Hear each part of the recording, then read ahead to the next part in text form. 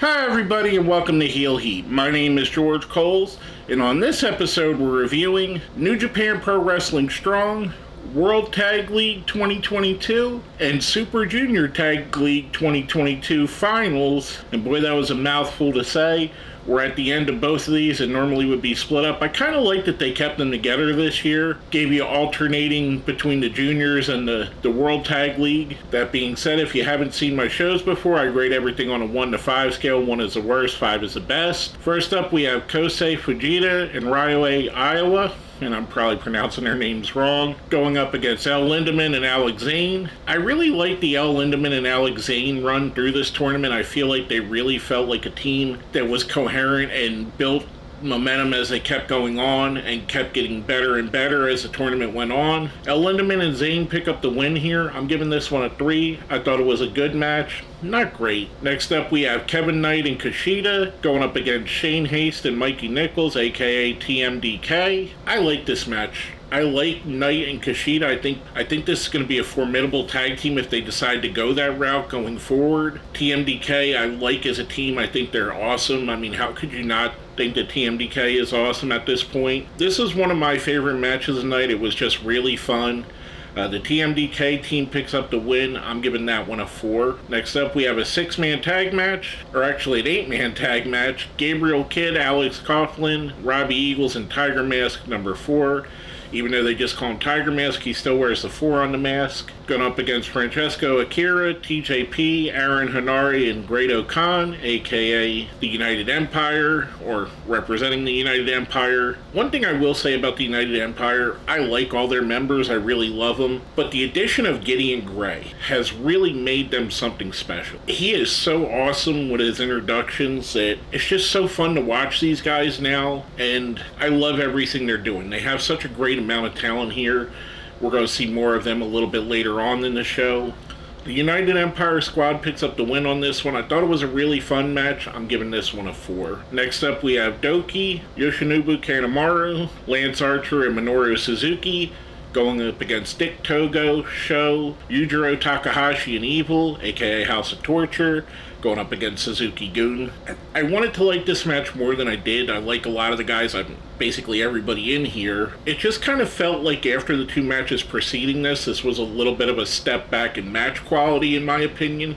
And not saying that it was a bad match, it just felt like okay, it was their match. The Suzuki-gun team does pick up the win. I'm giving it a 3. The main thing coming out of that happened after the match, where Minoru Suzuki grabbed the microphone and said basically, at the end of the year, Suzuki-gun is going to break up. It's going to be interesting to see what they do from there. Is it because their contracts are up? Are they going somewhere else? Is the rumored, and has been rumored for a couple of years now, is Zack Sabre Jr. going to turn it into Sabre-gun?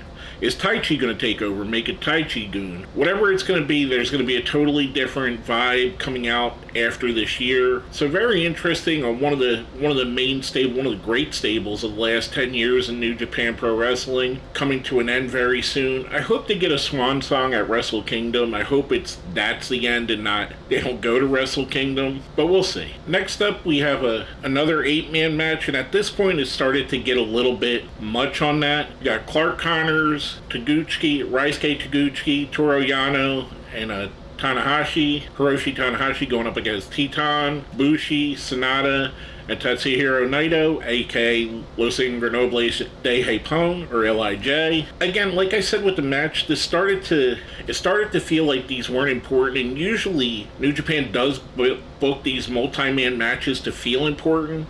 These kind of just felt like card fillers on this part, this one and the one before. The LIJ team does pick up a win. I'm giving this one a 3. Next up, we have a 6-man tag, and this one's actually a 6-man tag. Master Wato, Tama Tonga, and Kazuchika Okada going up against Gato, Taiji Ishimori, and Jay White representing Bullet Club. Now we picked it back up. We got where there's been an ongoing feud with all of these people, Wato, Tama Tonga, Okada, all going after different members of the Bullet Club. Jay White and Okada are going to wrestle at Wrestle Kingdom. Tama Tonga has basically since being kicked out of Bullet Club, made it his mission statement to go after Bullet Club. This was a really fun match with a really good interweaving of stories.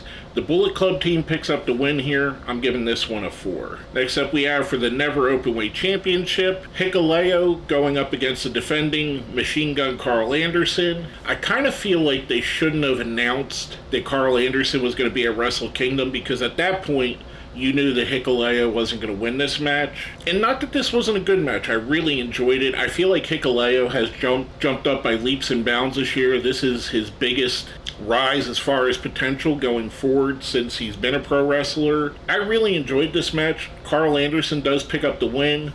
The main story again happens afterwards. Tama Tonga comes out and basically has a challenge for Wrestle Kingdom. Anderson lays him down with the gun stun and tells him that let's go at Wrestle Kingdom, basically agrees to the match. I'm giving that all a 4. I thought it was pretty good. Now we get into our double main event. First up, the Super Junior Tag League Finals. Leo Rush and Yo going up against Chris Bay and Ace Austin representing Bullet Club.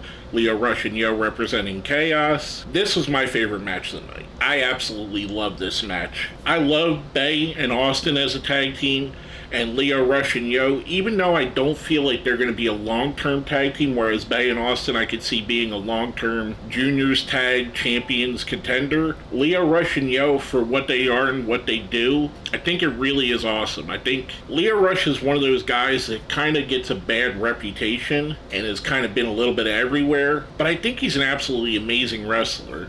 Same with Yo. I think Yo was a little bit overshined or outshined by Sho at one point, but now he's really showing, no pun intended, that he's just as good, if not better than better than Sho. This was my favorite match. I loved it. Leo Rush and Yo pick up the win. I was a little bit surprised by that. I kind of expected the Bullet Club team to pick up the win here. I'm giving this match a 5. Like I said, it was my favorite match of the night. Last but not least, we got Bishamon, Yoshihashi and Hiroki Goto representing Chaos going up against Kyle Fletcher and Mark Davis, aka Aussie Open, representing the United Empire. Goto and Hashi, I think this is a perfect fit for them, because they always kind of felt like always the bridesmaids in the singles division. It felt like they were never going to be world champions, but they were always going to be defending or going up against the world champions and always end up losing to them. But these guys are fantastic wrestlers, and I think this is perfect fit. Them being a tag team together really gets them concentrated into this and gets them into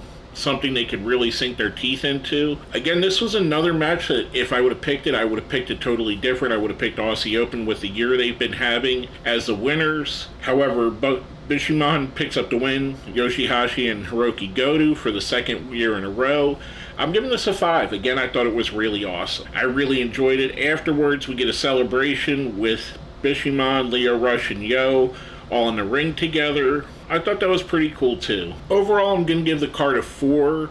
Most of it was pretty good. There were some couple matches, the Suzuki Goon match against the House of Torture, and the other 8-man Clark Connors, Taguchi, Yano, and Tanahashi versus LIJ. Kind of didn't feel like they belonged on this card. But other than that, all the rest of the matches I rather enjoyed. I felt like there was a good theme going through, that most of the matches had implications for Wrestle Kingdom. It was rather enjoyable, rather fun, and it's going to give me what's probably going to be my longest name title, World Tag League Finals and Super Junior Tag League Finals review. So yeah, it was a fun show for me. I rather enjoyed it. Again, I'm giving it a 4. Let me know what you think. Hit me up in the comments, smash that like button, subscribe, share the video, and if you made it all the way to the end, let's put Chaos in the comments, because they came out big on the end of this. With that being said, my name is George Coles, and this has been my review of the World Tag League 2022 and Super Junior Tag League 2022 Finals.